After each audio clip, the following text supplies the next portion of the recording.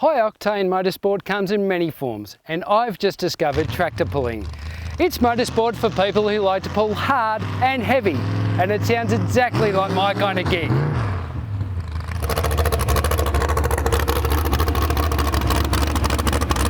So I'm here in the home of Australian tractor pulling, Quambatook, and joining me is Kelvin Jobling, former Australian champion, otherwise known as Jobbo.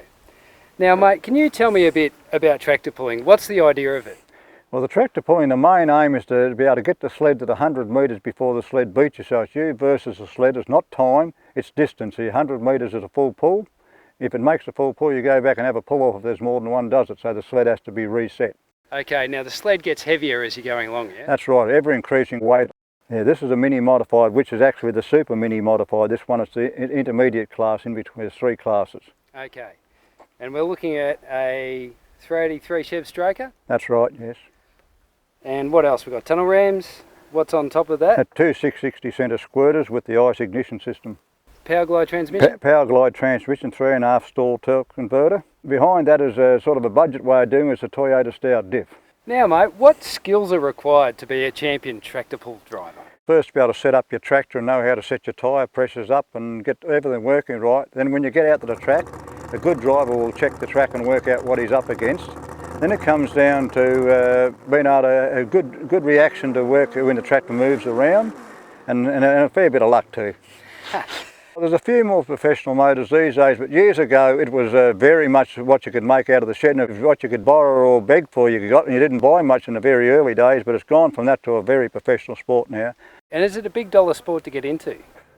It wasn't originally, but now at the lower level of the sport, you can get into what you want to do. If you want to win in the lower levels, you've still got to spend a fair amount of money, but you still can go out and have a reasonable fun with a not very big budget. We're heading over to the Diesel and Dirt Festival in Keith, South Australia, and I'm going to have a crack at it for real.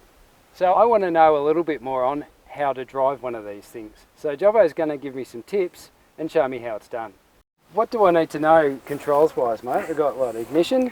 Ignition. And you've got your starter switch there, you've got your in gear over there which goes all the way back.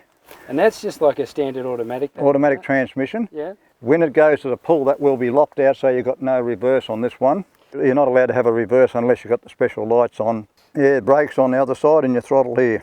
A lot of minis run hand throttle, but I prefer to have a foot throttle. This came without steering brakes. I've never run my own tractors without steering brakes. So how do you steer it with the front wheels in here? Well, you don't. You've got to throttle off and get them down, or run a bit more weight on the front to keep the nose down. Try and get a grip of the front wheels, or just hope and pray you go in the right direction. So the stirrup over the accelerator, mate, is that to stop your foot slipping off? What's the go there? It's a two-pole thing. It does stop your foot from slipping off. It's basically there so if any mechanical failure in the springs or something, you can pull your carbies back, because we have to run a Morse cable which allows you to pull the carburation back from here.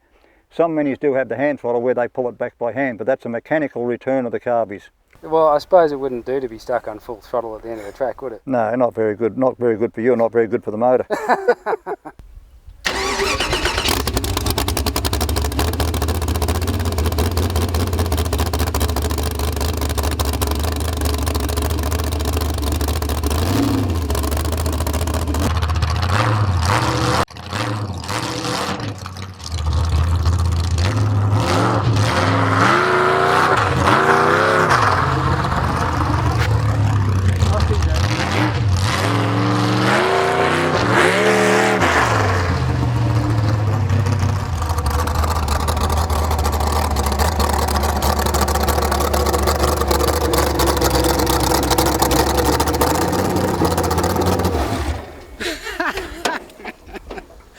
It's like a supercharged shopping trolley.